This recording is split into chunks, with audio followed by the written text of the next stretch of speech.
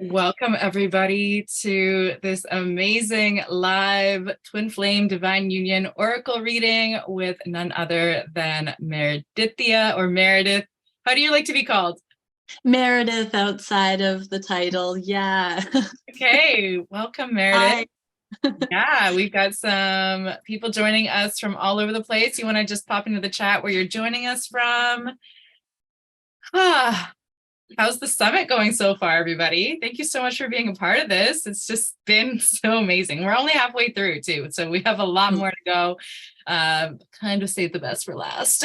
So please stay with us on this journey. It's gonna be wow. I'm already feeling the energetics shifting in a really big way, and that was the intention. But you really never know how things all happen when you just like set it up, and then what happens inside of it is pure magic. So let's see where we're tuning in from here. We've got, all right, Toronto, UK, Vermont, Lake Cowichan, BC, Oklahoma, Hawaii, Denmark, Georgia, New York, San Cristobal, Mexico. Oh, two sisters here growing and expanding, traveling together. Wow, beautiful. Oh, Anslin, so good to see you. Daniels from Vancouver. Wow, UK, Toronto, California. Wow, lovely. And where are you tuning in from, Meredith? I'm on the west coast of British Columbia, Canada. On the island, right? Yeah, right now I'm on the island currently, yes. Beautiful. And I am also on the west coast, but I'm on the mainland. I'm in Vancouver. And yeah, and we met. So just a quick little background is that Meredith and I met on the dance floor at Base Coast. We were just like jamming. And I think I was like trying to pass out flyers for this retreat I was doing. And it just so happened that two of my friends who were at the who were going to be co-facilitating the retreat with me also were kind of in the same little dance bubble, and I had no idea they were right there. And then we just started chatting, and then you're like, I do twin flame readings, and I'm like, I think I'm on a twin flame journey. Yeah, that was amazing. I loved it. It happened not once but twice. One in the evening and one in the daytime, and it was a double confirmation. Instant. Awesome. Yes. And then since then, I just started diving into your daily YouTube readings that you post every single day, which is, it's a true dedication to this path of helping others on this journey. Before we go into that, I also want to read out your bio so that everybody has an idea of who you are. Okay, so I'll just read it out. All right. One of Meredith's favorite things is to assist in the transformation of awesome humans, waking up to the unlimited potential that life offers. She specializes in twin flame journey readings and channels daily readings on YouTube. She's been reading tarot since 2015, always intrigued by the way messages come to light at just the right time. Meredith was born with natural intuitive gifting that she's continued to develop as she continuously deepens her personal connection to source. She's always been an artist, living life in unique expressions, off-grid, raising wolves, an experimental 8 months without a single fiat transaction, wow, only wearing handmade clothing or making a career as one of Canada's highest priced young oil artists, which I didn't know you were an artist. It's so great that you're here. She shifted from large format landscapes into soulscapes when she found an affinity with tarot. She has some exciting projects, workshops, and retreats on the horizon, and can't wait to see what aliveness will inspire next. Welcome. Yes. Meredith. Thank you so much, Leah. This is such an amazing event that you're hosting, and all the work you're doing to generate consciousness and togetherness, unity consciousness on the planet. This is such an honor, and I'm not surprised that we came into alignment. Thank you so much for having me.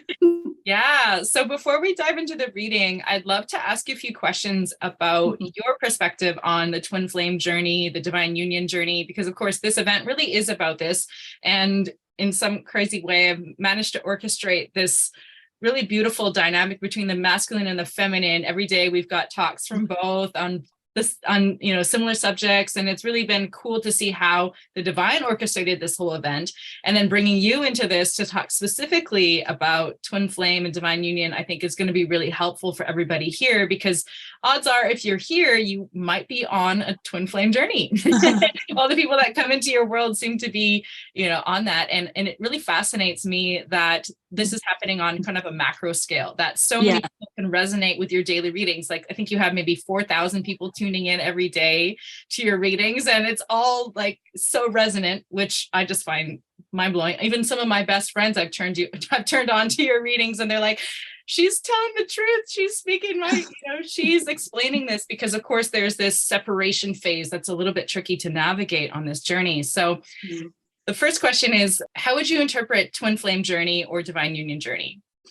Well, for myself, I believe a lot of us who will wake up to this journey in the first waves. So I think anyone alive on the planet today is potentially on a twin flame journey because of the way that humanity on that macro level is evolving. We're coming into unity consciousness.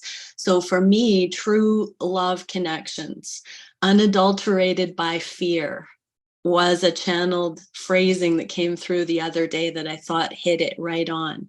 We are set to come together in real love. No more survival templates. We're coming into the consciousness of what that core connection with another can be when we no longer have the fear.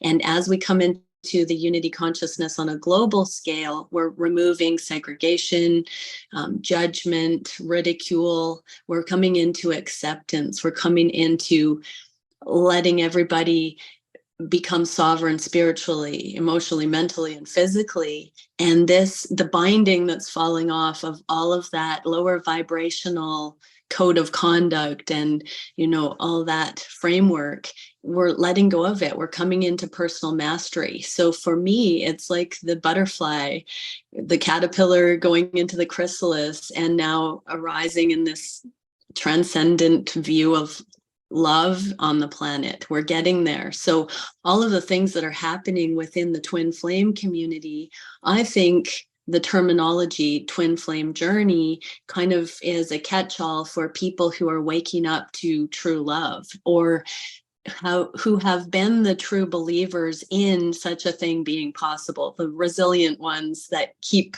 persevering with it.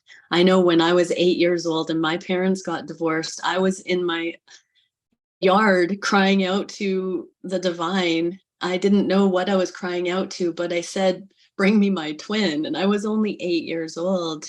And in that moment, it felt like this sonic boom across the planet. And it was like all of existence said, it will happen. Keep believing. And so many things have twisted and turned in my life, but I look back now, and I didn't intend on coming out onto YouTube with these kinds of things. I look back now and I see that it's all been this journey to love. And everything in my life, I somehow just came in with this heart for true relationship and this pull that I'm going towards it myself. And everything that I've been doing is my own becoming. It's my own exploration of it, tracking it, diving into it, understanding the inner workings of the broken templates, the codependent templates, the laws, the marital laws, monogamy, polyamory, everything that we are exploring as humans right now is sort of this coming back into the pure ability to discern firsthand in mastery for each of us who we really are, who we are at the core beyond the predictive programming and the imprinting, the core of love, that eternal love, the unconditional love. So the twin flame journey, I think a lot of people wake up to the twin flame journey when they're coming out of codependency and really beginning to understand what selfless, unconditional love looks like. A lot of times it's an unrequited love to begin with, or a hot and heavy connection, which side note, I believe connection is always warranted. We're always magnetized to exactly the lesson, the karmic pattern that we need to see. And these pulls are hardwired in us Biologically, spiritually, that nature versus nurture thing, we are wired to be pulled towards anything that we need to learn from. It's our fail-safe that's encoded into us. And so no matter what type of a relationship we're pulled to, there is no denying it's always exactly where we're meant to be. But I'm finding as I explore this further that a lot of people wake up to the twin flame journey when they are coming out of codependency and wanting more for themselves, but they're not yet in the full embodiment of worthiness that would allow for reciprocated love. I don't necessarily think we wake up every time to reciprocated love and call that person a twin flame. A lot of times the ego wants to glom on to the surety that a certain person will be our twin flame, and so they're guaranteed love. But as we come into the safety and wholeness, we let go of that ego entrapment that one person can be our twin flame. And instead we see ourselves as becoming a master, and we're on the twin flame path of mastery. So we can have multiple people that we feel an intense pull to. And as our spiritual giftings up level, it can be elusive whether that person is inciting that in us or if we are coming to it. I assure you, everyone who's opening to signs, synchronicities, that is an indication that you are in alignment for yourself. And that's why sometimes it's not shared by the people that we have these experiences with. But if we stick with it, we learn how to come into balance in a way that we only start connecting with those who are in alignment. And we have less and less pain with the experience of love.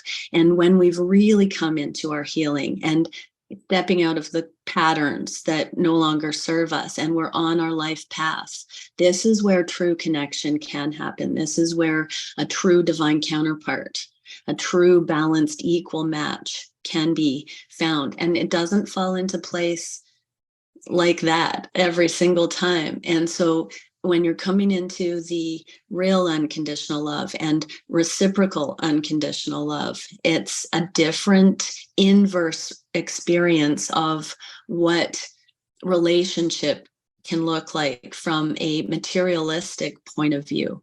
We have in tarot the Hanged Man, which is my meditation of today and yesterday, being that the hangman is usually depicted with a halo of light of consciousness, but the hangman or hanged one is upside down. And that's because the material realm often pitches us certain cliche ways of looking at relationship and love, and the hanged one goes into the inverse, into deliberation, to see things from the opposite viewpoint. And that's usually the spontaneous remission, the way of looking at love, the way of getting around obstacles, the way of seeing a different perspective, that the truth that sets us free. And so the separation phase in a twin flame journey or in any divine connection can be that we're unlearning the ways of the world and learning to see the inverse, the true love that is encoded in all of the things love is. I do like to reference the Holy Bible with 1 Corinthians. Love is patient, love is kind.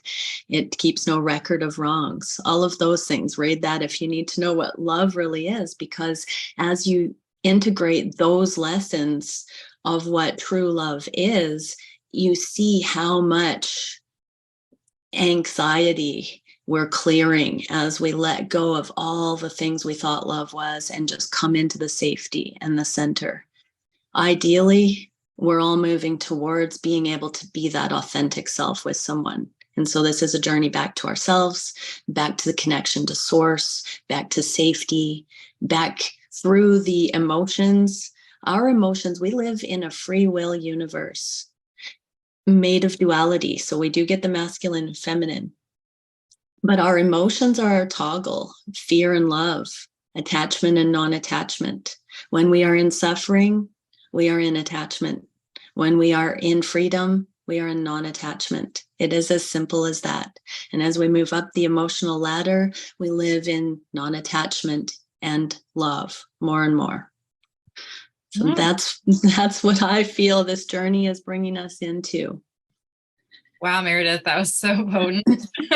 Please go back and watch that on the replay, because I feel like that was just such a beautiful transmission to kind of contextualize a little bit about what's going on our individual love journeys and collective love journeys. Yeah. And before we get started, I'd love to ask you a little bit about how you frame the divine feminine, the divine masculine, because you do speak to them a lot in your transmissions. And, you know, then there's the nuances of same-sex relationships and all these other things. So if you want to just kind of explain that and how you reference them.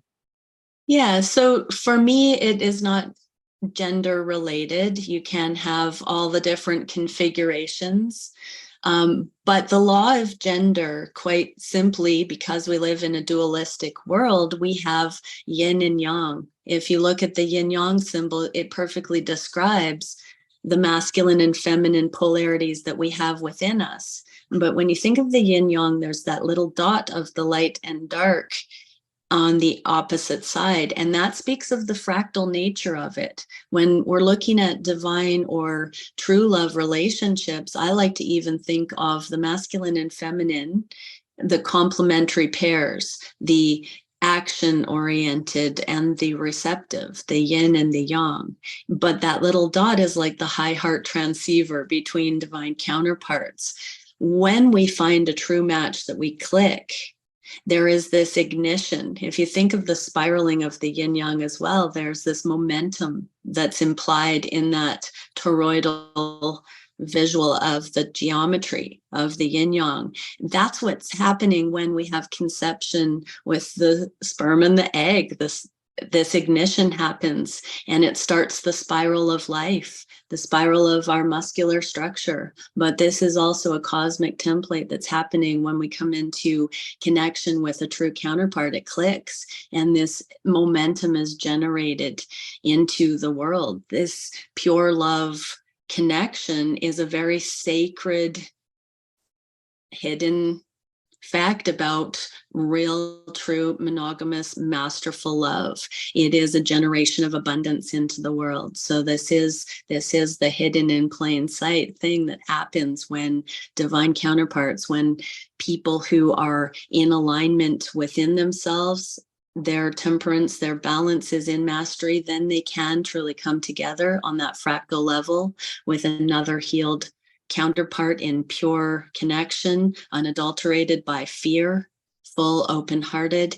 And that teamwork, that unity that is found then can be exponential. These are the imaginal cells that can influence community and societies, our laws, our teachings going forward. These are new, more harmonious ways of coming in, but we need both. We need the validity of each aspect, and it needs to be equal. There's not one above the other. So we're unlearning those imbalances. I don't blame the patriarchy. I look at that whole swing, witch burnings and the feminine being suppressed that way. I look at it as a deep, deep swing out of alignment on the planet, and then a return. And as we return to more unity consciousness, actually my guides in 2020, I was told that we had reached true energetic equality on the planet. That's when I came out on YouTube. That's when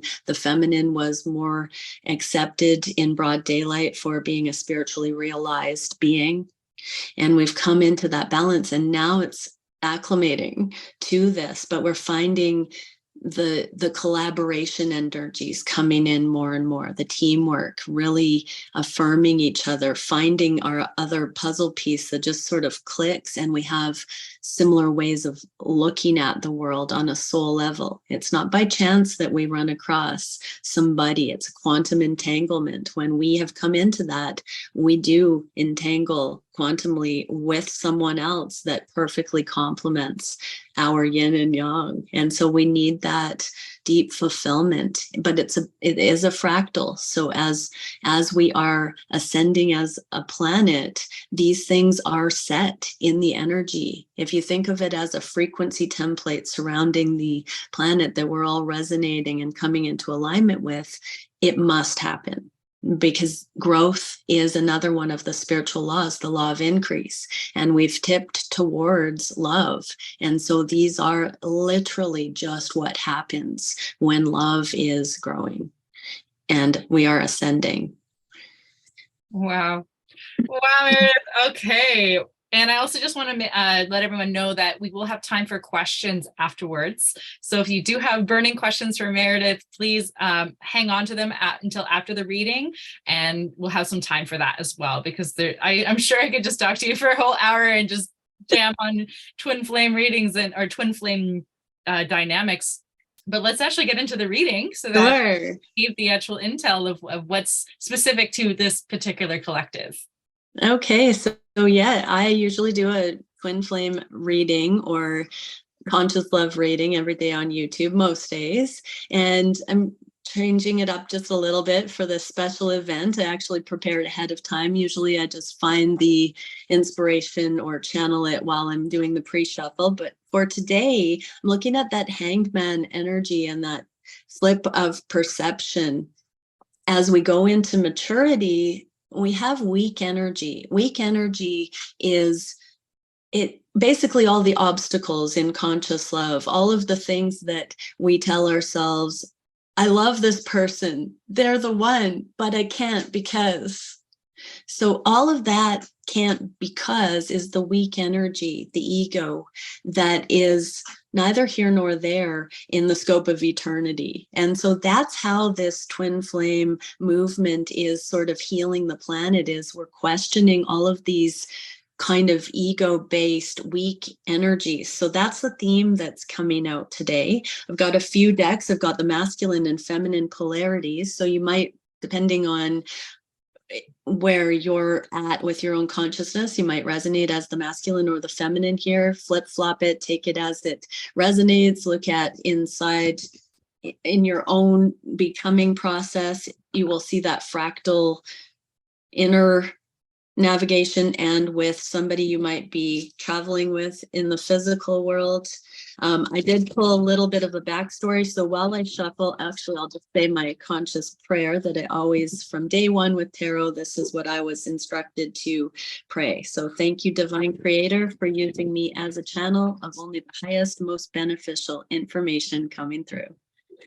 Okay, so here we go. I'm going to shuffle a few decks, so bear with me, but that little bit of a backstory, the feminine is meant to be doing more and more inner work, staying the course, specializing in balancing out right now, not taking things personally, and either taking or leaving regarding the timing, what works for the feminine. So that yin, it's continuing to bend with whether the masculine polarity is ready to be transparent, communicate on a transparent level, affirm the love, come into expression, be vulnerable. The masculines are balancing out right now that they're understanding that they don't have to have an agenda with the feminine, that the feminine isn't going to Jekyll and Hyde them. The divine feminine is a safe space, and they are allowed, the masculines are giving themselves permission to just speak freely their truth. This is the leap of faith for the masculines that's been coming out through the transformation right now.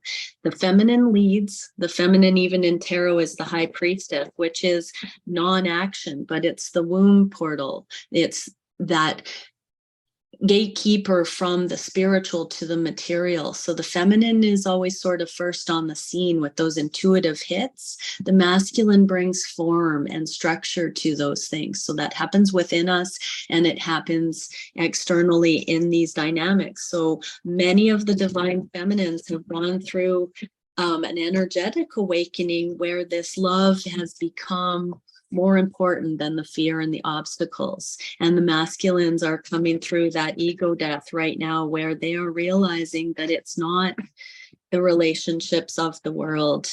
It is really just about being able to put all those fears down and to explore connection with somebody that is not going to hurt them. I think it's come through many readings in the last week on my YouTube that the feminine does not hurt the masculine because the feminine has learned not to hurt themselves. And so the masculines are being brought into the safety of remembering who they are and having all the time they need to come through this as well. But that's happening within each of us. Okay, I've got the cards shuffled, then we're going to dive into it. So in the central column, I've got the Erotic Tarot, which is speaking of the intimate connection. I've got the Starseed Oracle by Wizard Azanon. This is such a beautiful deck you can get on Etsy. It's my most high frequency deck. This is the metaphysical energy. And this card, the Sacred Geometry deck, is going to be for some instruction. So I'm going to do emotionally, mentally, physically, and then energetically, which is really close to the emotional layer. But this is the median energy. The energetic layer is the median energy that I think we interface with the collective of humanity right now. And then I've got how the masculines are experiencing it and how the feminines are experiencing it. And then I've got another deck in case we need some first person expression from one or the other. I've been told I may get into that with a couple of the cards. Okay, so for the emotional layer, let's get into it. So on the intimate level, we are getting a Page of Roses.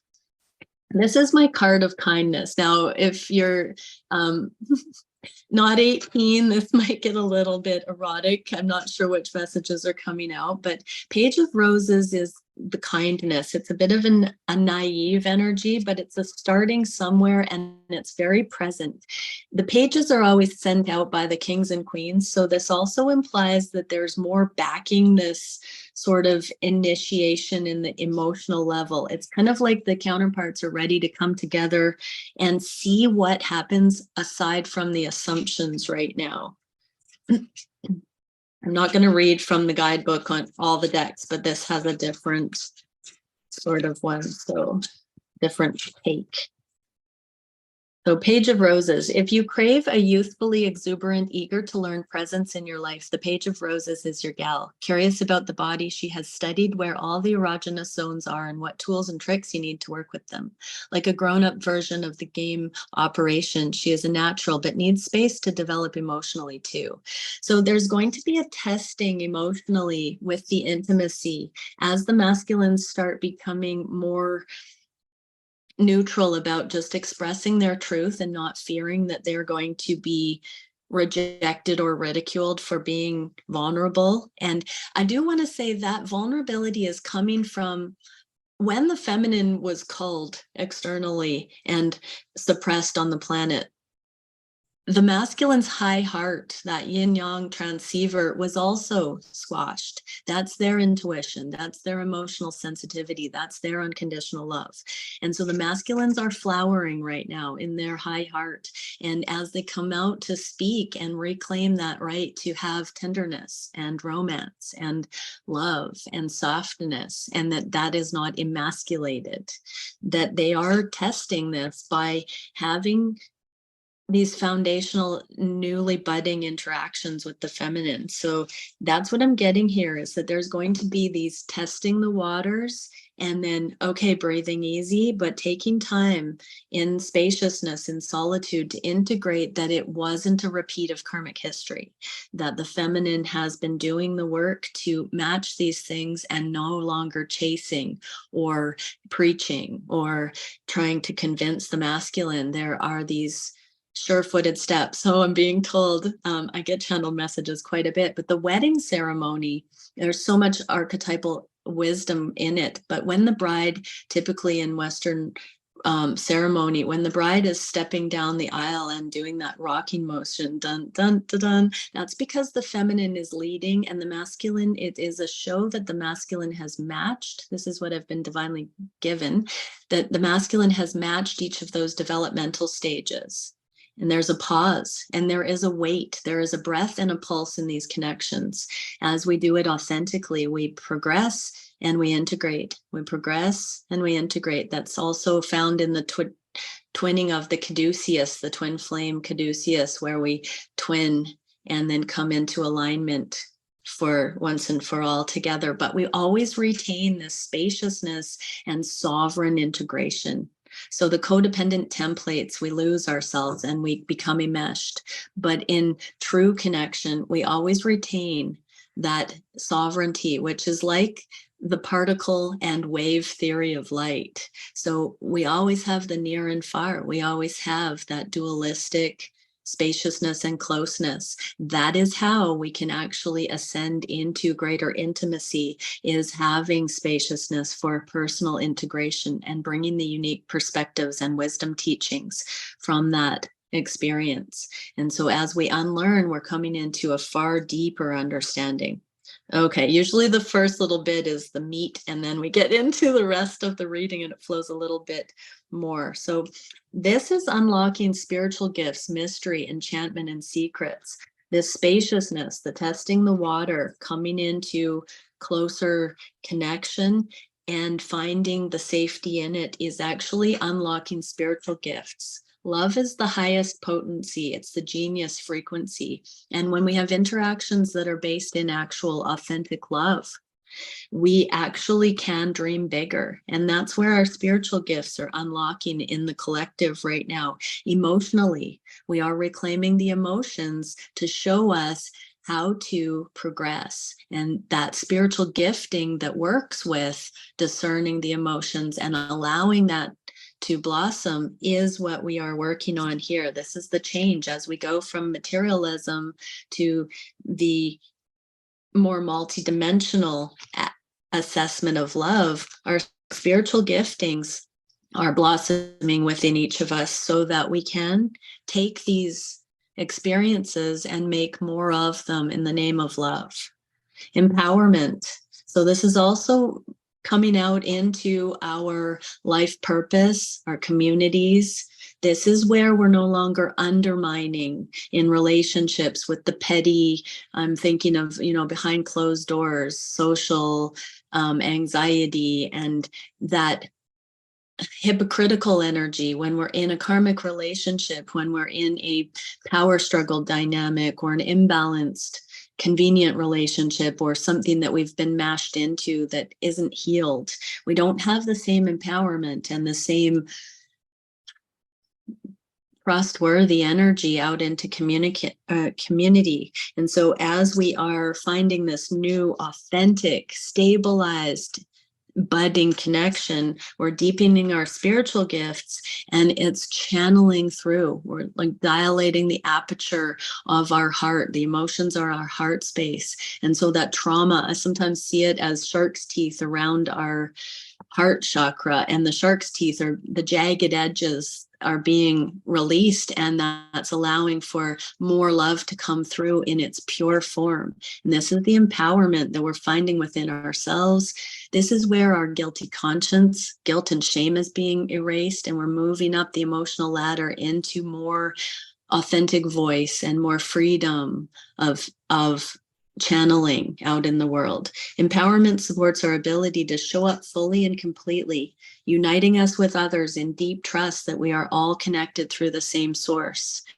So this is where we have nothing to lose, and we are just unapologetically ourselves. So this love is emotionally calibrating us so that we don't have those lower vibrational things. When we're not seen for who we are and we don't see others for who they are, we're kept in segregation and fear.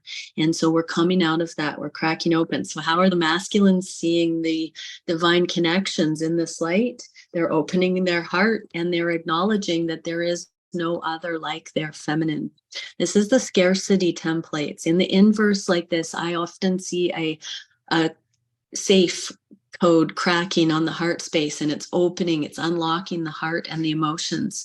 The Seven of Cups is all the other options, the objectification templates, the Jezebel templates, the seduction templates, the physical, the animal. This is where the masculines are seeing that there's something far greater, far more eternal, far more essential in their feminine, and it's putting them at ease. They are being set apart. The masculines are seeing they're being pulled from that matrix understanding of attraction, and they're recalibrating, they're opening their heart, and they're seeing the feminine on the higher levels. One of the recent YouTube readings was talking about, the ones that channeled through my work, was talking about the safety, the root chakra of the feminine. We're no longer wishing for physical safety and protection from the masculine. It is now this acknowledgement of the spiritual beings that we are, and that level of mastery in the masculine where they can see that special, advanced, expanded consciousness that can be found in their feminine, and treasure it and protect it and be safe and feel safe by it, and understand that that means their feminine is qualified to love them, which is opening their heart space. What is the feminine dealing with? Two of Swords, the blockage, and the Chariot in the inverse. So this is the Chariot, is the moving forward multidimensionally. This is the progressive motion, but in the inverse there's some shadow work to be done. So this is showing me that the feminines are still needing to unhook from taking it personally when the masculines are not showing up for a time, or in the ways that they're hoping for the masculines to show up, this blockage energy. So love is a continuity. There is no such thing as a beginning and an end. Not really, but the cycles of learning, this blockage where there seems to be a crossroads or an at odds, when things pause and they don't move forward. This is so that the feminines can include that inner masculine energy that is self-empowered, that allows them to balance their emotions when their external masculine isn't showing up. That's very codependent when our worlds are thrown into mayhem if someone isn't showing up the way we want them to at a certain time. And so the feminines are continuing to stabilize with the protection, the logic, the reason, stability, that inner masculine, and balancing out that shadow that has given us the false impression that we need somebody outside of ourselves to make us feel whole. And so the feminine is continuing to look at their truth. This is beautiful. And these periods of spaciousness, if we use them appropriately, do give us the opportunity to learn these things. We can't easily force a divine connection to come into being. We can convince and sell a karmic situation quite easily into a meshing. We can chase them and demand that they do what we want, and they will, because it's weak energy. But in these divine connections, the feminine can't employ those kinds of survival modes that we used to have in the past. And so the feminine is having to man up inside and include this stuff. Okay, what can we get with the conscious mind? So consciously, 5 of Feathers. So this is the free will. For me, the 5 of Swords is the tipping point between instant gratification and investing in something more substantial going forward. So this is a turning point on the conscious mind where we're taking accountability. When we take accountability, we can actually develop a stronger foundation. What were you thinking? A situation is unraveled or reversed, but not lost. You can learn humbly from this and start again. So these emotional testing things, the mind is coming in to say, oh, there you did it again. Oops, you screwed it up again. You've blown it apart again. This is where the ego comes in and wants to guard and retract and go within and bully. There's a bully energy I'm feeling here. But the ascended look is, okay, we can learn from this. We can get there. This can work for us. We can see that progress going forward. And so this is our choice point. Every time we have these push, pull, hot and cold, tentative, and then apart, we can always bring in those devil energies, or we can start looking at the progress and spin it. We don't need to believe the hype of it. We can move it in the right direction. That's what our emotions can tell us, those spiritual giftings coming in. Whimsy, fantasy, and wonder. Okay, so we get play coming in here instead of those devil energies where we think all is lost yet again. We're tempering out of that. So, in the beginnings of these kinds of intimate journeys, we can have blocking and huge resistance and major blowouts. We're getting past that and we're staying the course. We're learning to appreciate that these connections keep pulling us back into connection, even when we think things are lost, even in the moment. We're so sensitive to it because it matters so much to us. But we can stay the course. And this is saying, try and put down what you think is wrong with what has most recently happened in your connection, and really say, if that wasn't actually a detriment to the connection, if that was a gate that needed to happen so that the next more extraordinary energy could come in, what would you wish to see, or what were you wishing to see right before this last sort of choice point happened?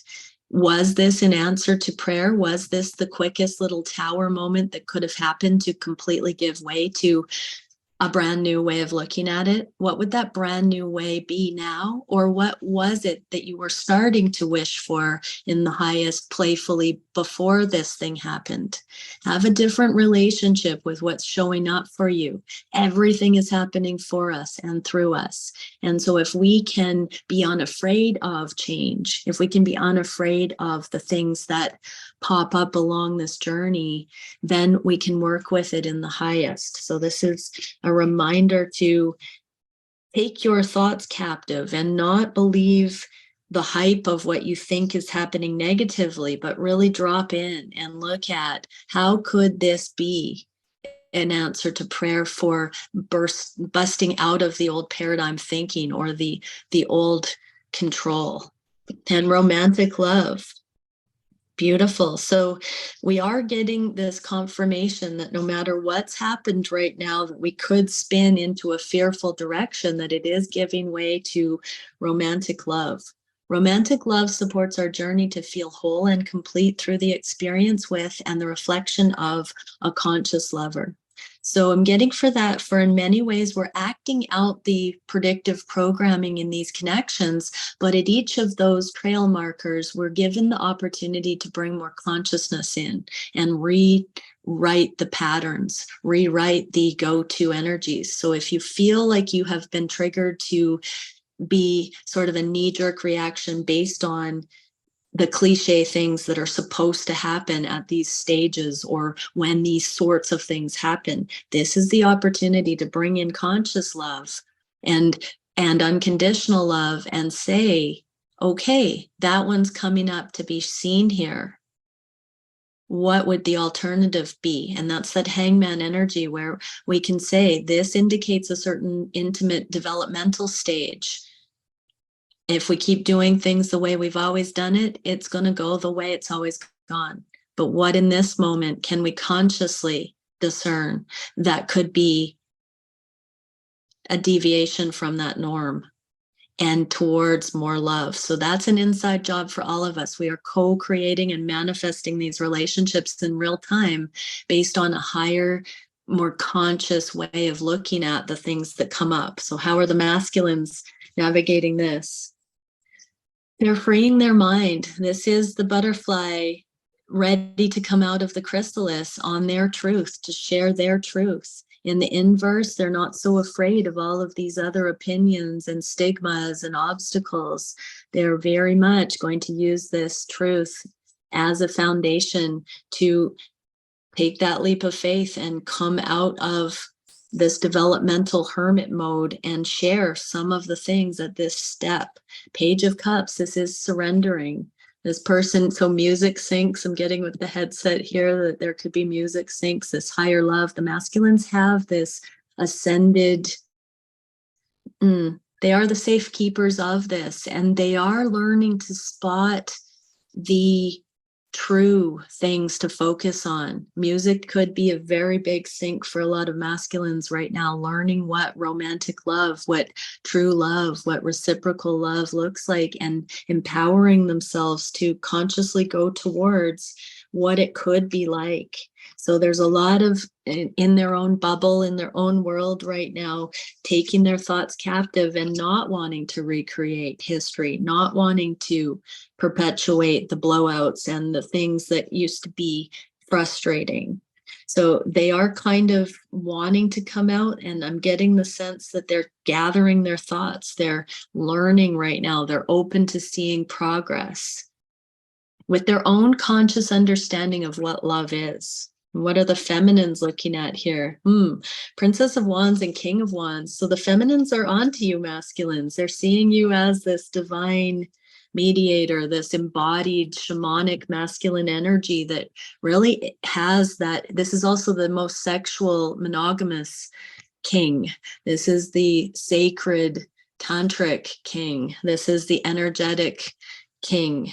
This is the king that the chemistry is the hottest with, because there is no blame in their attraction for the feminine. And so as you are sorting this, masculines, your feminine is seeing you become more powerful, more self-contained, more discerning, and your feminine is going straight to source for this. The Page of Wands is the spiritual seeker, and this is in inverse, meaning the feminine is going within their connection to source to have eyes to see you're becoming like this, masculine. So the feminines are witnessing you stepping into these shoes that used to be too big in the worldly templates. You are freeing yourself. You're overcoming the predictive programming thoughts. You're surrendering to this, and you're seeking outlets and new friends and new ways of looking at things and progress. And the feminine is tracking you becoming and encouraged by going to source for insight in how to look at you that way, rather than looking at you as an enemy. This is where the feminine's doing that internal work to honor you as a sovereign being, masculines. Okay, let's see what the physical realm is holding here. Four of Feathers. This is the integration of the physical world. So this can be healing after third party, so karmic partnerships being released, different misconceptions of the world. The Three of Swords has three swords through a heart typically, and that is the predictive programming, the lies we've told ourselves, and the lies we fear in the misinterpretation of our counterpart. This is where we're integrating, praying. This card has come out a lot for the masculines, praying for forgiveness, and being vindicated on a spiritual level for the error of their ways. The things that they have done out of fear in the past, they're saying, I don't want to do that. I don't want to live in those self-fulfilling negative loop prophecies anymore. I want to take a breather from all of that and do things differently. I want to show up differently. And the feminines are also wishing for that. But Four of Feathers.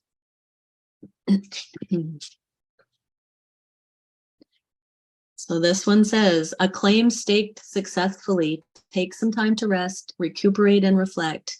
And then you can work out a more relaxed and generous angle. So exactly, we're getting to a place where we're no longer triggered in negative two steps back kind of ways. Now in the physical, we're just seeing the spaciousness, the softness coming in, the safety coming in, where we can have breathing room in real connection with each other. And it's not this manic sort of, oh no, we've lost it forever. There is room to rest here being felt by both of the counterparts.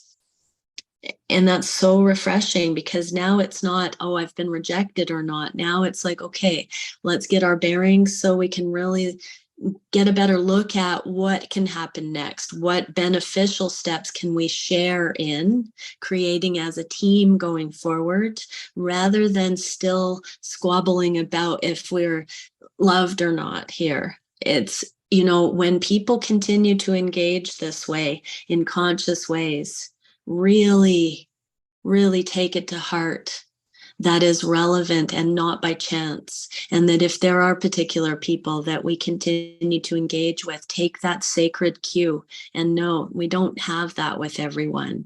Just that is the best energetic proof that this person is relevant to your growth, that these connections are relevant to each other, and it's mutual, whether that is expressed or not. We're coming into being able to appreciate that for what it is and not for what we can gain from it, but just seeing we are matched up energetically with exactly what we need.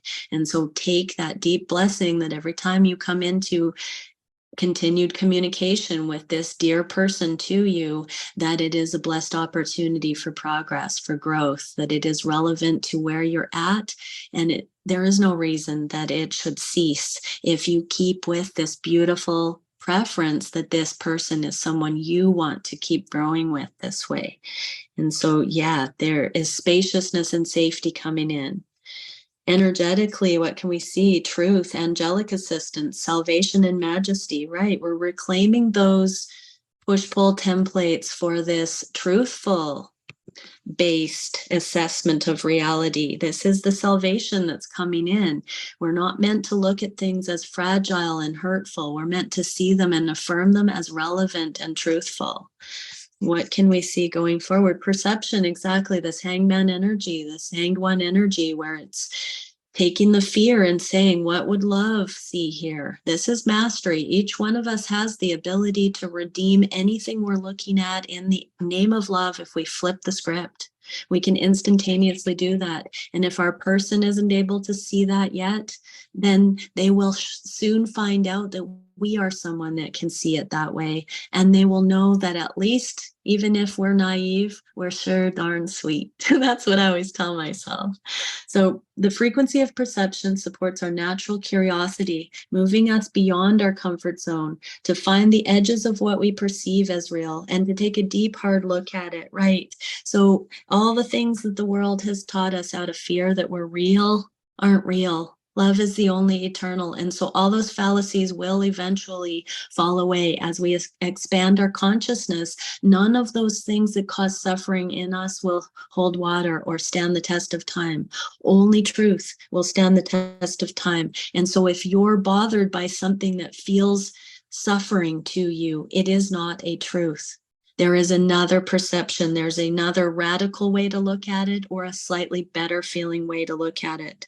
But in the physical, we're given these opportunities now to reclaim what we thought through fear was happening and to ground ourselves, to stabilize and say, wait a second, is that the only way I need to look at this? So how are the masculines experiencing this kind of reality check, a love reality check?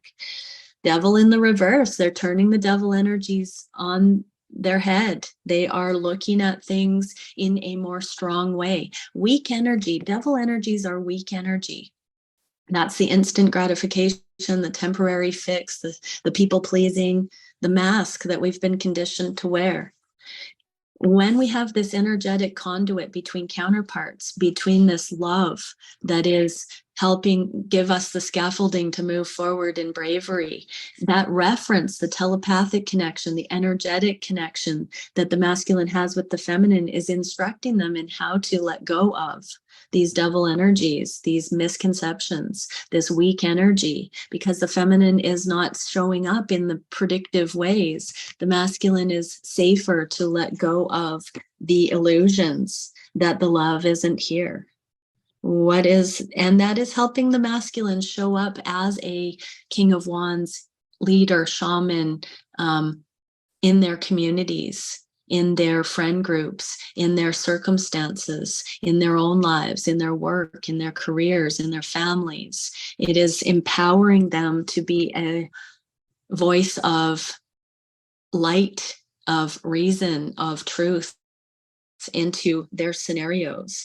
And this is healing. It's permeating out through, even if the romantic relationships are not common knowledge or validated in the physical or known in communities. These transformations are coming through, and the masculines are becoming more stable, less in weak energy, less able to do things that they used to do with peer pressure or because they didn't have another example. This is expanding. What are the feminines experiencing? Ten of Pentacles and Queen of Cups. So the feminines are in this psychic, intuitive, unconditionally loving embodiment where it's uncharted territory. Ten of Pentacles is that legacy energy, generational wealth, or it could be the American dream sort of things with the house, the 2 cars, the 2.5 kids, the pets, all that stuff. In the inverse, this is what would love actually see happen. This is the unconventional. The feminines are psychically being shown strategies and opportunities and financial routes that are atypical, that are not that American dream kind of way of doing things. It does not negate that all the blessings will come, but it's a non-traditional way of seeing the future and seeing true wholeness and emotional maturity, that these things that are sold to us the cookie cutter is not giving this whole feeling, and the feminines are sorting that, what energetically actually feels like a triumph versus what we're sold we should be going towards. That keeps us focused on the external. The feminine is anchoring this internal in here. Okay, now I'm going to go to the final section of this, which is the collective interface with the multidimensional, the energetic layer that the counterparts are working on with the collective Jedi energies. So what are we getting for the, not a more perfect card could have come out. This is soul path. This is the soul flame, the Ace of Wands. This is the passion connecting in these connections. This is the sexual chemistry coming in unadulterated by fear, unadulterated by external seeking. This is the streamline, the channeling. This is coming into alignment on soul path. So there are three components. We have the karmic patterns, we have the healing or the unhealed, and then we have people coming up through the learning of those things, the release of the karmic patterns and the healing. And that motion brings solutions to community through us, to our friend groups, to our family groups, to our communities at large. And that's where we get this life purpose, life path stuff coming in with the Ace of Wands. That's our ignition that we're talking about with the yin yang ignition. It is synonymous with true love unions, because when we come into self-mastery, we can truly partner with another master. And this exponential building block thing happens where we catch a fire out into the world. Ace of Wands. An exciting rekindling of passions, fresh adventures pursued with explosive energy. Follow your instincts, get stuck in. So this is where the unions, the counterparts are going to be influencing together as teams in unlikely ways, in direct and indirect ways. The Ace of Wands does not have the full knowledge of instruction or direction. This is pure channeling. This is the one energy. It's direct connection, main line to the divine. It is opening and saying yes to living this soul purpose-filled life. So that's what's emerging. And that is synonymous with these unions coming in, this teamwork, the sexual connection, initiating and not faltering. So these connections don't come in while they're still volatile. The chemistry, the sexual pull, doesn't stabilize until these levels of mastery stabilize in the counterparts. And then it's never blown apart again.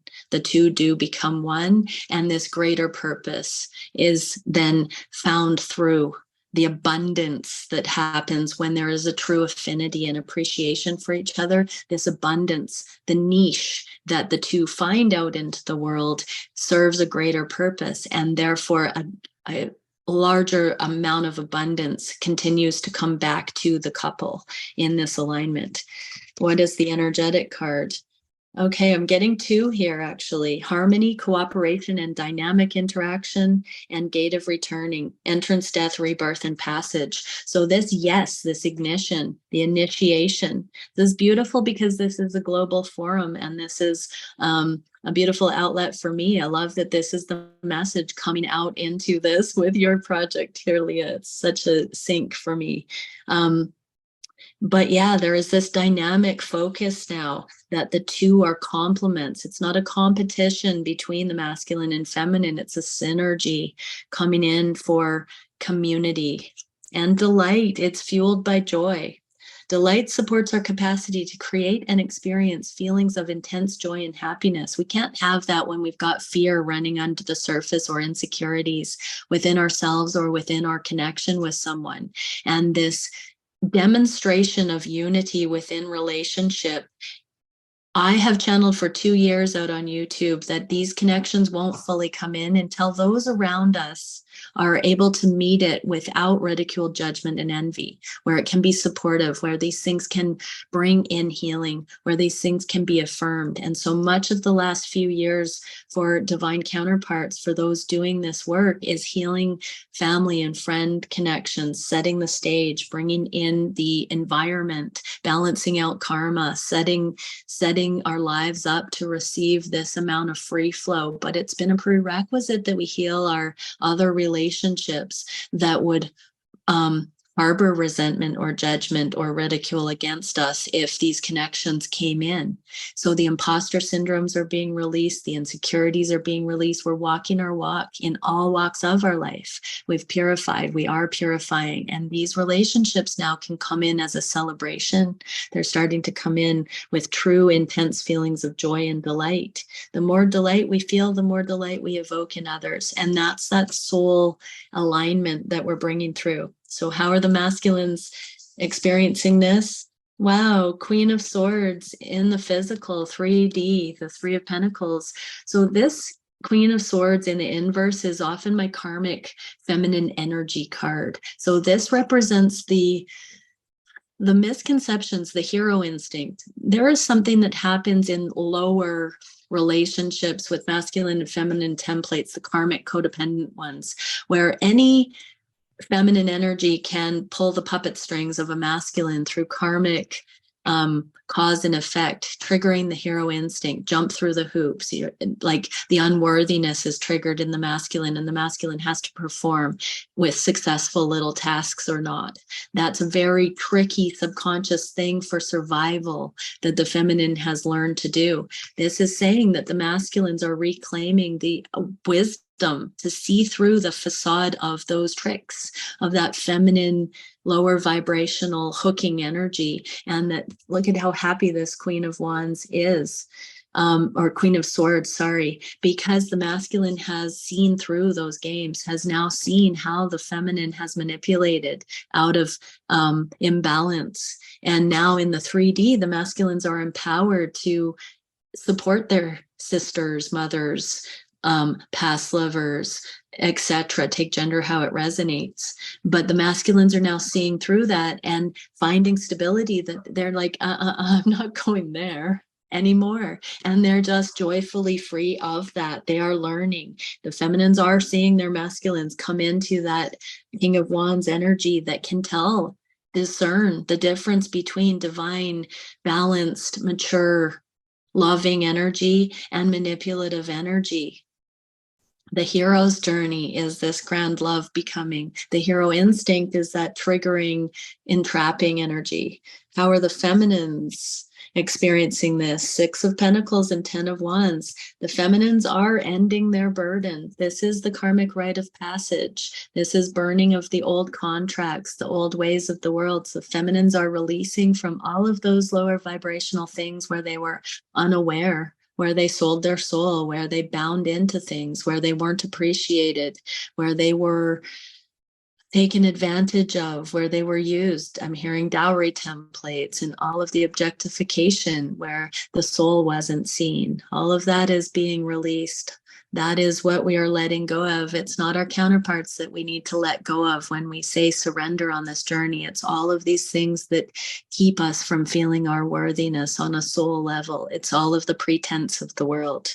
And now we're seeing the ability for feminines. This is very synonymous with the message we got for the masculines, because reciprocity can happen when the masculine polarity sees things for what they are. We can now have these growing give and take through mutuality. So the feminines, for the last year, really, I've been channeling how the feminines have been instructed to really just meet their world through mutuality. If something ceases to be mutual from our perspective or from the intel we get about the other frequency, that we cease to engage with that if it's not mutual for a time or in general, that we meet our reality that way with what can meet us there. And it's in grace. It's not in judgment. It's in grace. It's in authentic discernment of what can meet us and then what doesn't. It's just this yes or no. Yes or no. And then what can meet us, we get to playfully, delightfully explore those things deeper and deeper and deeper. And on this journey, the feminines are understanding that it's not about the fickle, what appears to be happening. These grander love journeys are showing that love is growth. And when we stick with something, when a particular masculine catches our attention beyond a mundane connection, that even if it's not evident in the physical, that we're still gaining from this mutuality, it's still mutually serving our soul in a way that the karmic things might have sold us on, but that these things are actually, this is bringing us closer to that spiritual, that energetic understanding of what true connection is. It is growth. And so the feminine is learning to put down all things and to seek growth, to seek mutuality. And that doesn't always feel like what we are told love should be, but it is a beautiful, beautiful thing. It also is the cue. I must say, this is not about taking abuse or putting up with ignorant behavior or being treated purposefully poorly. This is about knowing when you are in mutual benefit. And you can have that for your own reasons, feminines, but this is no way condoning misuse or just attention. I do have to say that. Okay, so that is what I'm getting for today's reading. Beautiful stuff on the planet. Hi, Leah. I'm back. Oh my goodness. Wow, Meredith. Woohoo. Okay, let's all just like give her some love. Meredith, you are amazing. This is why I tune in every single day to your YouTube readings. I will link your YouTube channel in our replay email so that people can just get on the train because whew, okay. And you know this is going up on my YouTube channel. What an honor and blessing. Yes. Oh, and I just everything you said. I mean, I'm so glad that we have this recorded because really it takes, you have to really pay attention to all these messages because they come in real fast. Yeah, they do. They do. And yeah. Fantastic. A couple of reflections I want to just read here. Let's see here. Anselin says, this has been absolutely transformative and life-changing. Thank you so much for this reading and wisdom. This is aligned for me in all the ways. It's now assimilating into my very being. I cannot wait to share with my divine counterparts and tribe. This is also beautifully expressed. Listen to it again and integrate. And she had to jump off. So goosebumps. Yes, goosebumps. Yeah. So let's see here. Oh, something Ashley says, this happened to me last night. I'm not sure exactly what you're referring to, but this awakening to be in devotion to the creation force that moves through my being, learning self-mastery. Yeah. Oh, and then Stephen says, you just gave me the final paragraph of my memoir. That's amazing. Wow. Okay. Well, we have a bit of time to have some specific questions for Meredith. So this can be on your own love journey. This can be just questions in response to what came up. Feel free to raise your hand. If you don't know how to do that, you just go to reactions and click raise hand. Or you can just unmute yourself and we can answer some questions here. Now, do you want me to read them or do you want to catch one here and there and read it to me and I'll do it that way through you? I'll moderate it. I'll read it. Okay. Okay, Tasha. Tasha, do you want to just unmute yourself and ask your question? Huh. Oh my gosh, I can. Hi, Tasha. Hello, everyone. I just dropped it in the chat, but I will articulate it. Here lately, my DM and I are, it's been about a week of silence between us. He was very vulnerable with me, and I was honoring in the way that I received his vulnerability, and then there's silence. Since then, we have just been dancing in my mind, in the astral, in my physical. Like, I just can't not. Is that the telepathy that we always hear about? I'm new to this journey, and every moment my eyes are being, shown more and more radiant. So is that the experience of telepathy, or what can you say about that? Yeah, There's a few things going on. That's you falling in love with your soul and your version, your vision of reality, and this expansion that's happening, that sort of ecstatic dancing. It can happen as the chakras are coming into alignment, as you're releasing the things that were fear-based, that were fabricated, that are lower vibrational ways of looking at things. We come into that sort of ecstatic energy as we're releasing those things. It doesn't necessarily have to be a shared experience with your counterpart, but it can certainly be at various times. But I find that it's mostly the viewer, the one that is experiencing it, is this opening for you. But let me just get a card. I want to pull some cards and understand what we can for Tasha. We're getting Prince of Swords. So this is communication in the inverse. So it can be this internal communication, but what I'm actually getting, this is a prerequisite for you to understand the truth of what's happening, so that when communication does ramp up again, you're not in a karmic petty needing to rehash or demand apologies or to figure out what's wrong with the scenario. This is you coming to the awareness of the truth here, that it's love, remembering love, that it's taking off all the lower vibrational ways of looking at things. And so just let it have its way with you. That is the release. It's akin to the sacred tears. It's when you're releasing the things that no longer serve in the name of this love, because this person is so loved by you. You don't want to bring in that lower vibrational stuff. And so this is the purging. We come back together with our person after that purging has happened and we've come back into alignment. So you're going through a cleansing, a renewal. And so just celebrate it. That's the quickest way to come back into a productive next step together, is getting rid of all that. The karmic way is to rehash this stuff together and demand the solutions or the resolution from the other person. The energetic way is to transmute it within ourselves and then clear the slate and start fresh the next time we meet. Forgiveness and freedom. Okay, that's what I'm getting for you, Tasha. Wow, thank you so much. I think that resonated to so many other people as well. Okay, let's see. Sherelle says, what do you do when your divine counterpart says, I'm not the cage or the ceiling? When you've had a connecting moment together and I mentioned that we would get married once, I've overcome my inner struggle. It's an interesting question. Okay. Do you have, Cheryl, do you want to unmute yourself and add to that? Yes, Meredith, you know me very well. Hi, Cheryl. Hi. Hey, friend. So my question is, so just say if you've had a connecting moment and you're both connecting and you're both really happy, the energy's so high, and then you say to them, you know, once I overcome my inner struggles, let's just get married straight away. And they just come out with, well, I'm not the cage nor the ceiling. So it's like it's gone back like 2 steps.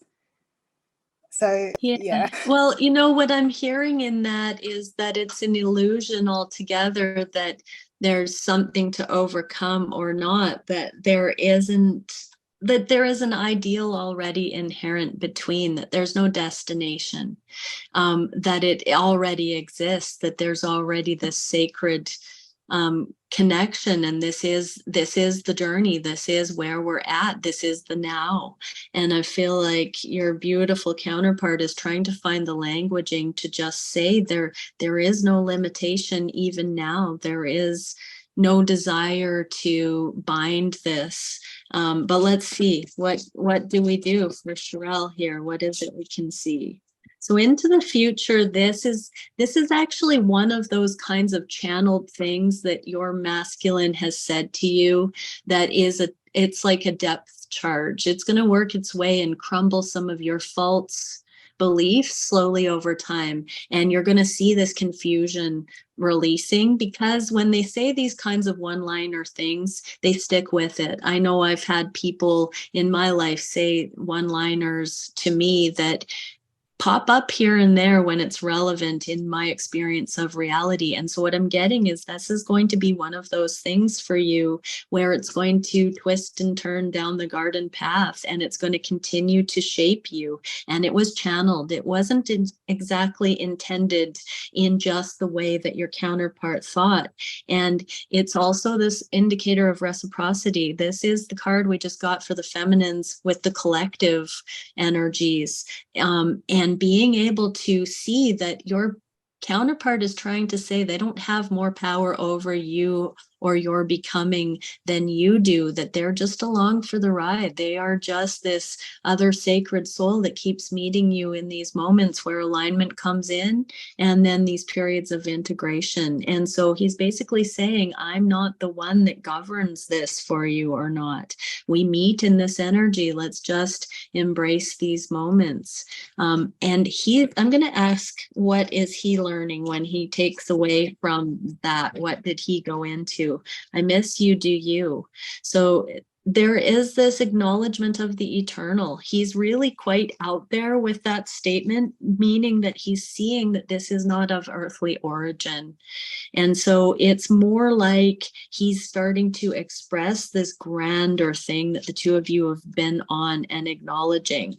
And so he is not of this earthly binding thing. It's a more cosmic vibe. So yeah, all I can say, Sherelle, is to just allow it to keep informing what you want to do in any given moment in freedom. And I do think his human is saying marriage isn't necessarily what I feel we should be doing here. So receive that and say, okay, I don't need to push for that end goal. A beautiful goal to set is something like, I desire to have enough spaciousness in this connection to continue to grow into our fullest versions of self together. That is a much more honoring way to approach than needing to come into marriage, even though you are so beautiful for expressing that you would do that. And maybe it will happen. And I'm sure that it is a possibility, but taking a step back and looking at the journey rather than the end goal is what I think he's really getting to in a very cosmic way. Okay, that's what I'm getting for you, Sherelle. Wow. Thank you so much, Sherelle, for that. Thank you so much, Meredith. Honestly, everything you say, it just supports my growth further and helps me look at things from a different perspective. Thank you so much. I've been following you since the start, so thank you. Yeah. Wonderful. Okay, we've got a few more here. Okay, let's see here. Shilpi, I suddenly feel at calm and kind of disconnected, but still connected. Not sure if that makes sense. I want to be with him, but I want his happiness, even if it's away from me. What do you think that is?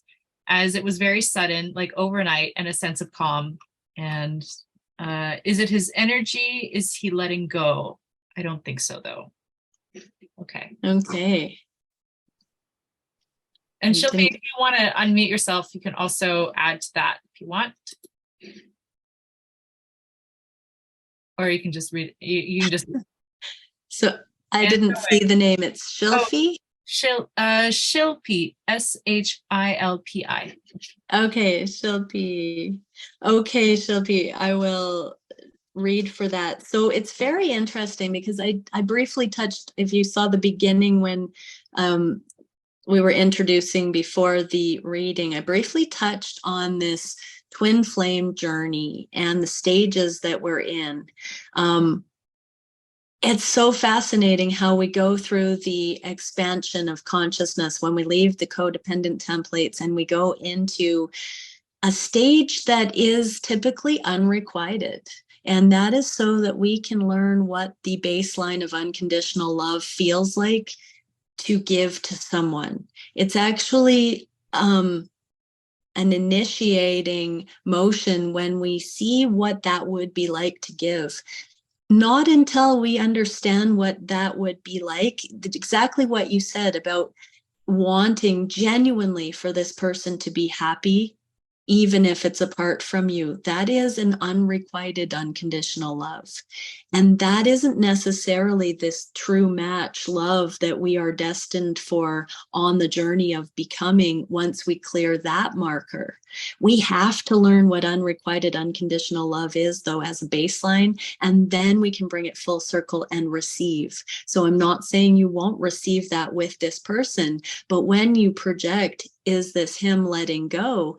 I believe, because I've been through that conscious awareness with a counterpart myself, that I really did come through eventually months later, realizing it was the beginning of me letting go of that person and me deciding that a different person would be relevant to my continued growth. And so there are 3 scenarios that will happen when we get to the unrequited love level of consciousness, where we are learning what unconditional love is without needing it in return. And it's not that we need reciprocated love in return, it's that it is us, and then we just fall into it. This is where it happens, and we don't even give a second thought to its becoming, and we wake up one day and say, oh yeah, I'm here.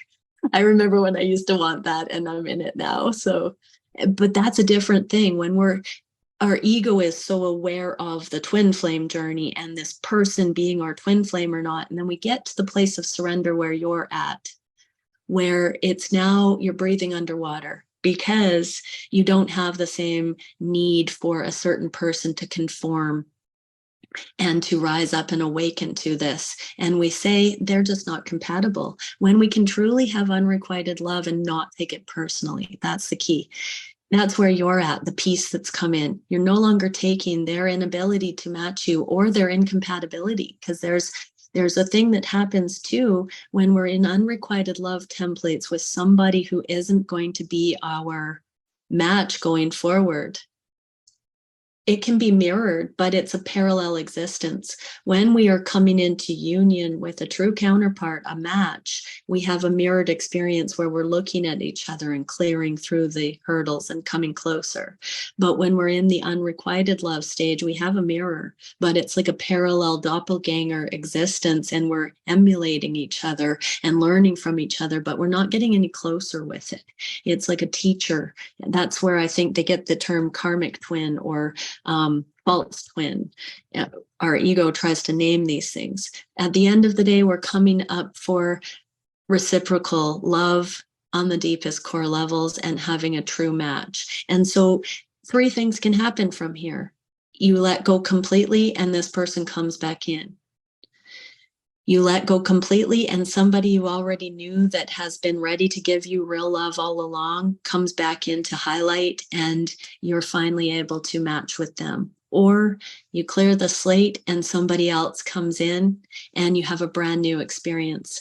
What I've learned is it's all in how we were imprinted, that nature and nurture, where depending on what our idea of unconditional love is, we will align with one of those 3 scenarios because it will give us the greatest personal triumph and faith. It's a personal relevance. So whichever one you will eventually feel is most worthy of celebrating the existence of real love, that's the one you're going to manifest. So you can stick with this person.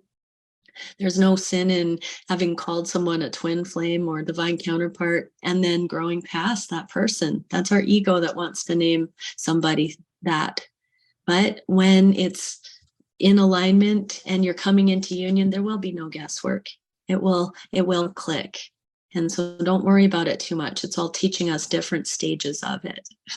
Okay, that's what I'm getting for you, my dear. Bye for now. Oh, amazing. Thank you for that. I think that was really relevant for all of us to really be able to navigate the separation phase with more ease because it's tricky. It's tricky. Yeah. When to let go and when to continue to have faith and be like, I'm the strong one in this for now until it matches. Well, yeah, I want to speak on that because, even though we talk about divine masculines and feminines, we are each generating and manifesting our own realities. And so the onus will always be most heavily on us to manifest our reality. When we're in the feminine, we sometimes think that the masculine needs to take the lead, but that is not true. What we are accountable for first person grows. And so we always have to be self-directed in our manifestations. We are not second to something outside of ourselves calling the shots. And that's something we really have to remember, is that there are no rules and regulations and codes of conduct. The world wants to put us into those kind of social graces or stereotypical codes of conduct. It's our heart. Our manifestations are always instantaneous, but we have to bring our thoughts into alignment with our heart in order for them to be realized. And that is our inside job for each one of us, masculine or feminine. It just looks different depending on if we are more aligned with a feminine or masculine general energy or not. We have to include that other yin yang polarity in order to come into our own personal alignment, so that we can tell what is actually for us. And being that is not to say what is for us externally, but what we know is for us within. And then it's just obvious externally, but there's no reaching or stretching for it. It just is. So beautifully said. Wow. Let's throw it to Care, who's got her hand raised, who's also on our team. Thank you so much. Hello. Thank you both for this Hi. amazing call. Thank you, Meredith, for this amazing read. I also read and have been reading for about 8 years, not on particularly twin flames, but I've known about the twin flame journey for over a decade, and this is amazing. Question is more of a general question for the group as well. I'd like to ask if you could elaborate a little bit more on the separation period and how much over the last 10 years there's been a lot more awareness and traction within the twin flame journey, and there's been a lot of fantasizing that is advertised about it. And I was wondering if we could talk a little bit more about bringing it back to how the fantasy realm a lot of the times is because we're fantasizing of something that we're missing within inside ourselves, or that we're trying to find, versus the reality of the journey of the twin flame journey. In the end, is about coming back to our true selves and Right. having a journey of not finding our other half, but walking with a whole other being as we create this whole experience together and then as individuals. Yeah, that's really connected to the last question. When we have that unrequited love template going on and we learn not to take it personally, that actually is typically somebody that represents something we're trying to find in ourselves that we haven't included yet, somebody that we have on a pedestal that's so cool or so whatever it is that we just covet and we worship and idolize, and we want it so badly. And oftentimes when we're in that motion, it really is something that we haven't allowed ourselves the permission to include in who we are. So it could be something that's showing us a personality style or a career path or something that we're mesmerized by, and we think just because we adore that so much, that means that's supposed to be our person, and it's a coveting thing. And so, yeah, there is a lot to be said with when we heal and we realize we're worthy to go for that thing that this other person exemplifies. As we make the steps in ourselves to include more of those things, I mean, that fishing rod or that tow rope is not by chance. It's also part of this beautiful journey of becoming when we do experience something like that. But as we live now, as we act as if we are already in alignment with that, as we learn how to manifest and we include the things that we would want to experience if we came into union with that person, if we include those things in our now life, even regardless if they're in our life fully or showing up at this time or not, if we begin to integrate those aspects that we think are in that other person, we find our satisfaction with our own life, our own happiness is up leveled immediately, and we don't need that other person, and we see, oh, we could do it on our own. And that does help us differentiate between whether we are coveting something they represent, idolizing, or whether it's that real person that is compatible with us. Because generally when we include those things in ourselves, the novelty of that person wears off, and they were just there to show us who we were always wanting to become, or who we were growing into becoming, but it was a little bit farther out of our reach at the time. And so I find that a lot with masculines and feminines that I do sessions with, is they'll come to me and they'll say, I have this person that I know loves me, but then I have this person that is just so much part of my career, or they're so cool, or they just turn me on so much. We are meant to appreciate those things, but let's get it straight. When we are worshiping somebody to that degree, it is an idol.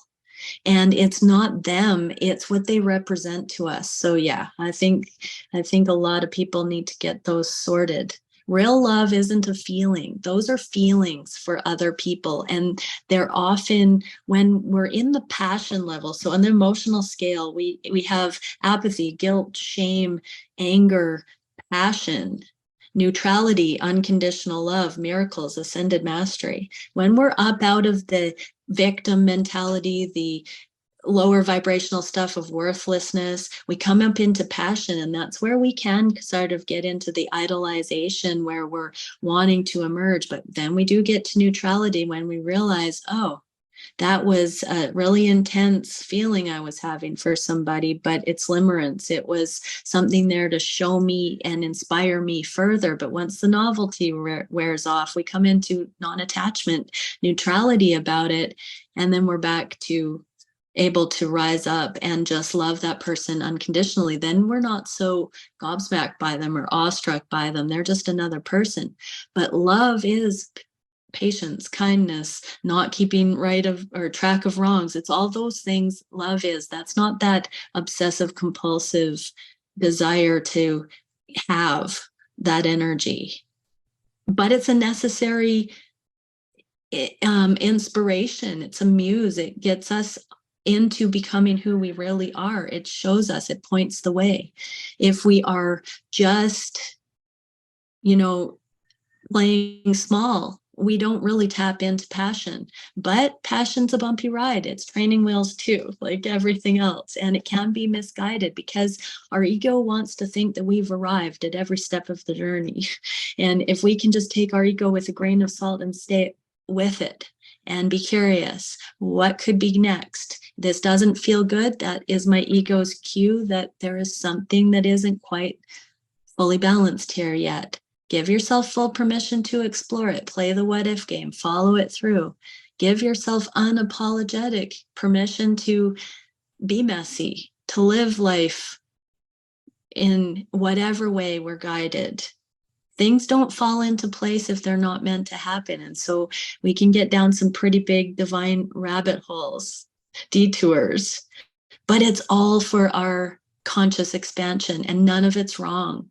We need to take that stigma off of it so that we can see clearly what it is, rather than, getting all caught up in the ego traps. Yeah. Does that answer the question? Absolutely. That was amazing. Thank you so much. Yeah. It took everything around for my own self, what I already knew, and just put it into a beautiful present for the rest of the group. And Beautiful. so much reassurance. Yeah, so important to speak about those things and to just stay with whatever stage of becoming we're on, because it's all beautiful. I know, for instance, that I've been married twice.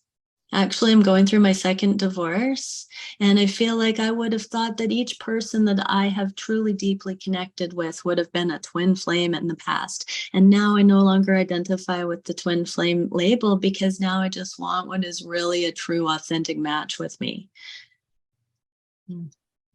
Love that. Wow. Yeah. Thank you so much for that question here. And before we're going to try and get to a couple more questions before we sign off. But before we get to those, I just want to mention that Meredith also does private readings. So if you do want to book in with her and have her, fully go into everything that's going on in your personal life, she has those availabilities. We'll send the links.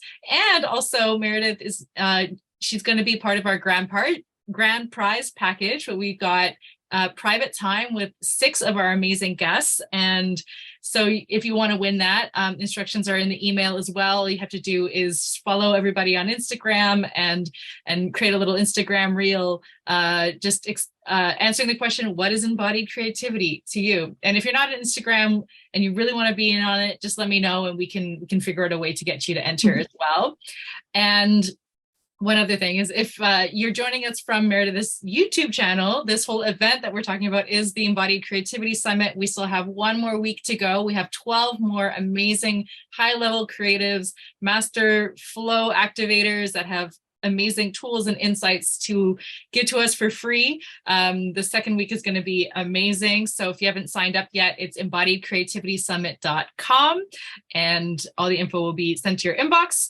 And let's see if we can get a couple more questions in. It's an active group. I love it. Okay, Nikki says, can you provide some guidance on the shared mission between divine counterparts? I have a strong knowing, but I'd love to be able to support my DM on his journey into his knowing. Okay, so it's not an external thing that we need to do with true divine counterparts. That can be an ego trap that we need to feel useful and productive in doing that for our person. Love believes they are coming into it authentically, that they are strong enough, empowered enough, wise enough to find that way on their own. That does not negate that you have these. Oh, did Nikki want to come on and talk to me and add more? We didn't do that part. I just don't want to be unfair to anybody. Yeah, Nikki, do you want to add more? Thank you, Meredith, for that. Hi, Nikki. I actually, I believe what you're saying, that he'll get there when he gets there in his own way. It's just, and it's not a 3D kind of guidance that I'm seeking. It's more 5D energetically. How can I support wherever he is on the journey? Okay, by coming into it on your own. So those visions you have about shared mission are incredible tools for you to utilize. And the best thing that I've ever come up with in understanding how to untangle what they're showing up for is to really just look at, what does that vision feel like? What would you need to do to get there? And usually when we have a shared mission vision like that, we're getting some archetypal wisdom. It's like living the lucid dream. We're getting this packet of information. And if we can just take a step back from needing it to play out exactly the way the vision is, or those ideas, and say, what is the next step I need to take if I were to be going towards that now? When we know what that next step is, it unlocks a whole new range of portals, possibilities, and options that we were not in alignment with before we took just that next step. That's when we can look at what is the next step. Oh, I'm getting somebody else showing up. But so let's see what is, so usually whatever that vision is a personal archetypal message for the individual who's getting that vision. So Nikki, whatever it is that you're seeing, whether it's a course you need to take or networking you need to engage with, whatever that shared mission is that you're getting the dreamlike vision of, it does show you what the prerequisite would need to be. But I'm going to get you one supportive card.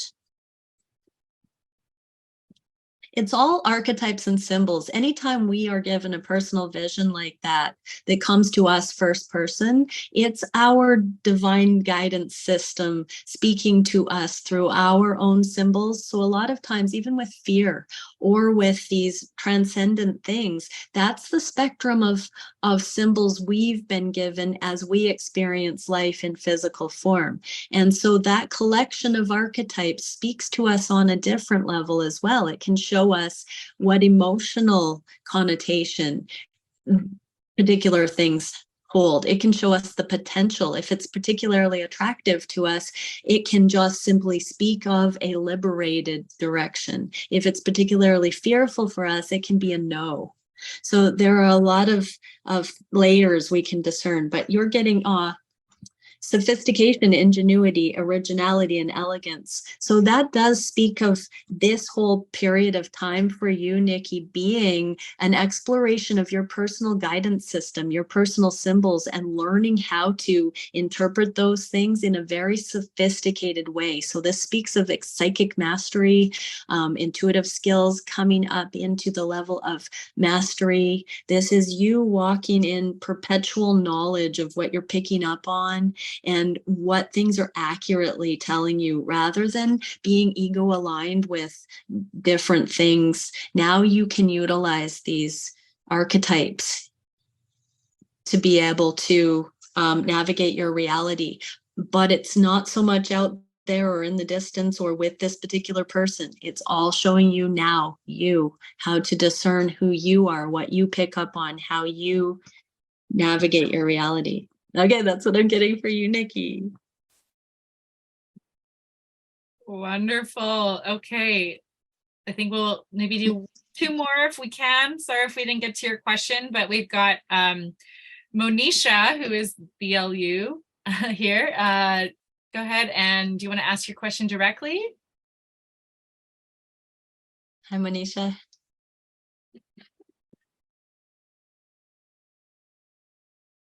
Or I could just read out. So, oh, are you on? Okay, Manisha says, I'm being shown different doors and paths lately, like carpets unrolled before me. All of them take me away from my person geographically. It's not like we are living together. And I'm excited that these ideas are being presented to me. However, sometimes I feel like he wants a family with me. Is it me, my comfort of home, the known trying to bind me? What does he want? Would love your guidance. Okay, well, I'm going to pull some clarifiers on this, but usually when we are at a crossroads and something really speaks to us as an individual, it's the next best step for our life. We are meant to do those things and follow our sovereign path, even if it looks like something could pull us away. If things are not, if you're not in communication to the degree that you know this about him, you're either going to have to bring it up because now it's relevant because you're facing these major life changes.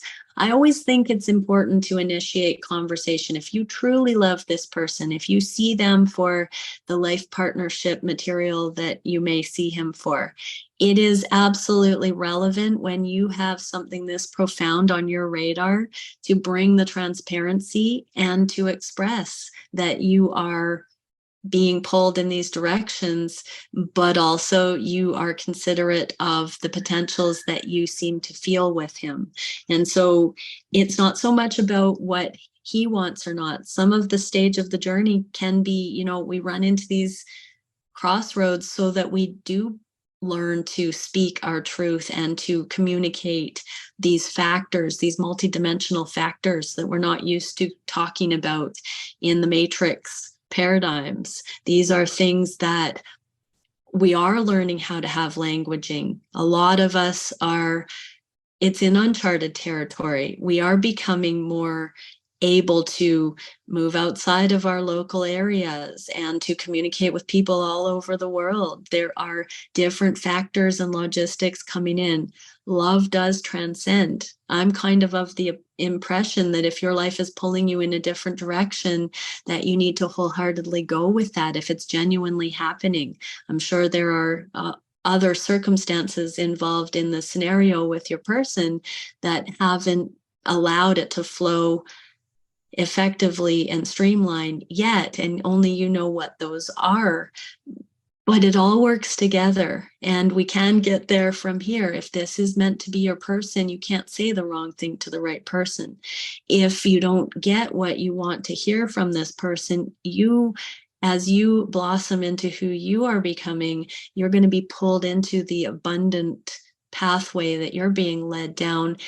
And it's going to just be the beginning of a series of really beautiful unfolding moments, and possibly with other people. But let's just see about this, him wanting that.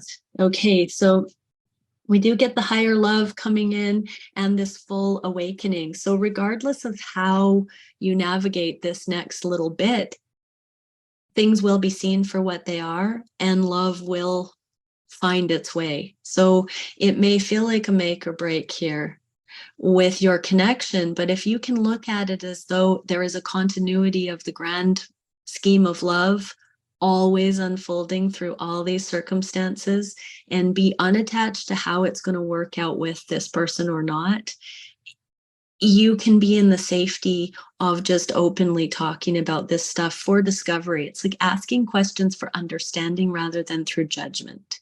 It's a really good marker here. And you're learning how to be curious and explore potentials rather than make assumptions and feel limited by circumstances. So that's what I'm getting for you, my dear. Wow. Thank you. Thank you. I feel like this is also answering a lot of these other questions that are in the chat. And I just want to bring on one more person, Priyanka, who's here and has also asked a question in the chat. Do you want me to read it out, or Priyanka, do you want to ask? Sure. Or I can read it out. Thank you. I really enjoyed this platform. Hi, Priyanka. Hi, how are you? Thanks.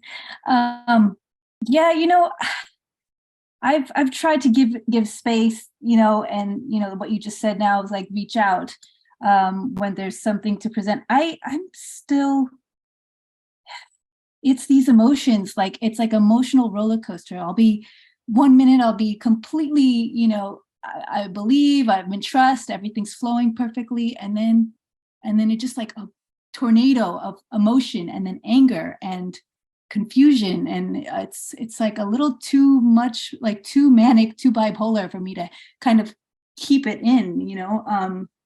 It's explosive, and I don't know how to without reaching out and wanting to vent. I'm getting something. What are you believing in? When you say one moment I believe, what is it that you're believing in? It's actually rhetorical, because what I'm getting is that you're possibly believing in something that feels like it's separate from you.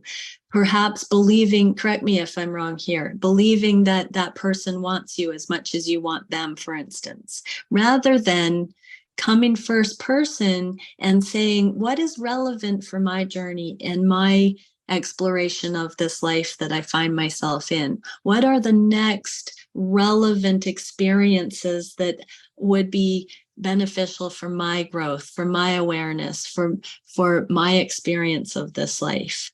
When you're believing in yourself as worthy to have the next experiences that would make sense for someone who has been living your life, then there is surety, there's knowledge. And if you reach out from that place, it's just open curiosity as to if that person will match you in what you're up for next.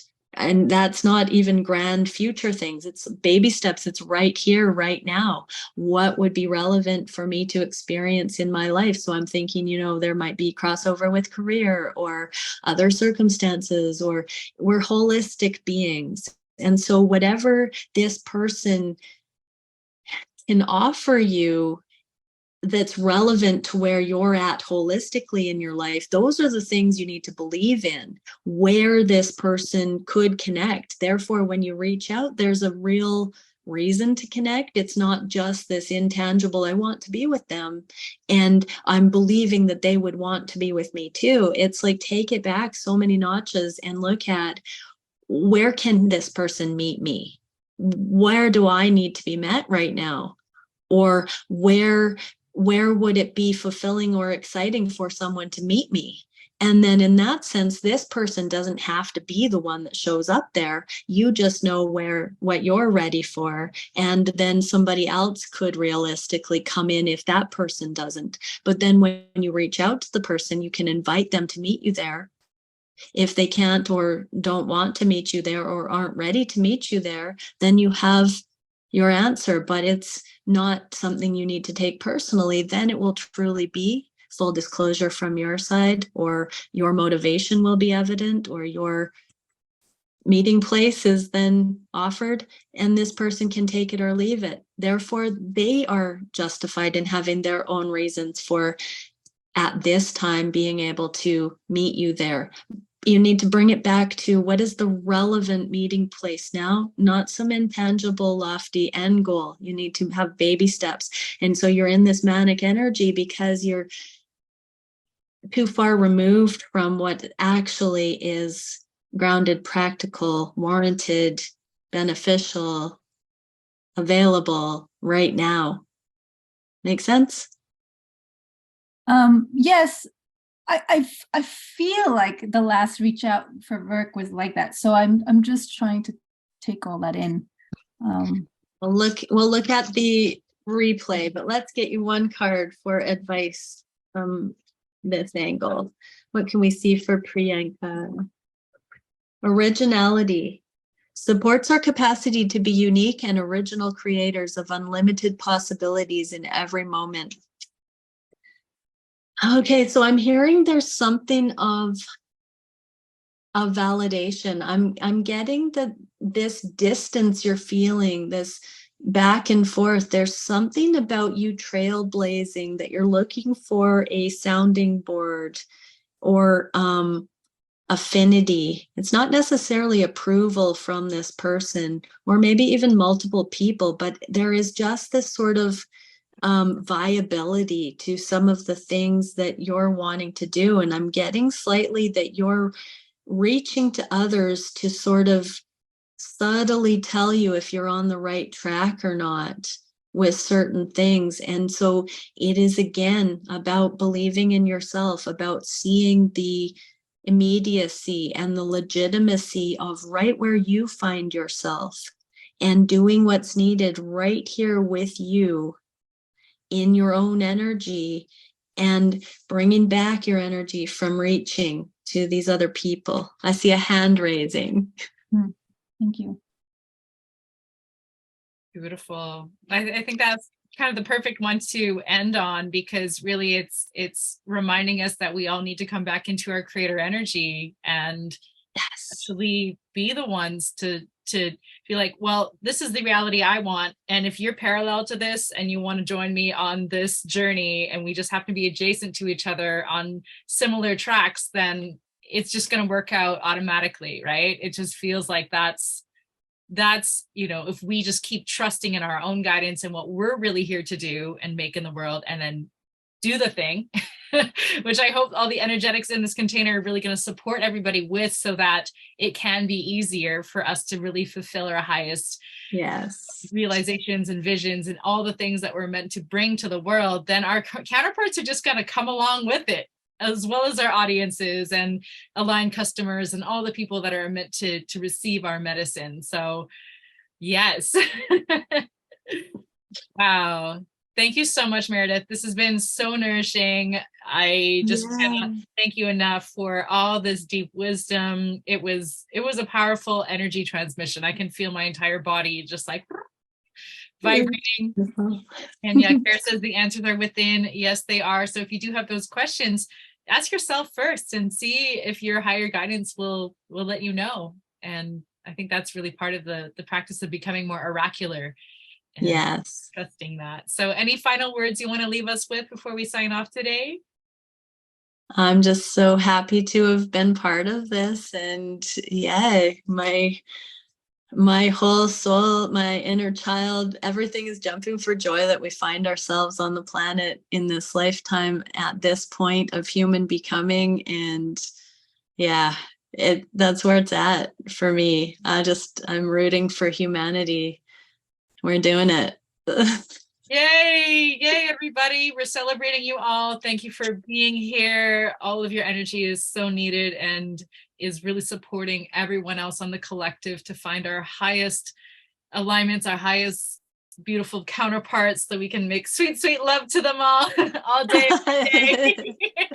And just live in perpetual bliss. Who doesn't want that? And if we can all believe that it's possible, then it really can be. So thank you again, everybody. We will be sending out this replay so you can re-listen many, many times, and yeah, any other ways you want to support us, those will all be in there. Please enter our beautiful contests so you can win some one-on-one time with Meredith and our other amazing guests. And until next time, we will see you back here. And our last live session will be our closing ceremony in 1 week. So we will see you there. And enjoy the rest of your weekend, everybody. Sending you the bombs everywhere. Bye, everybody. Yeah, let's do that too. You can unmute yourself and say goodbye if you like as well. Okay. Bye, Meredith. Thank you.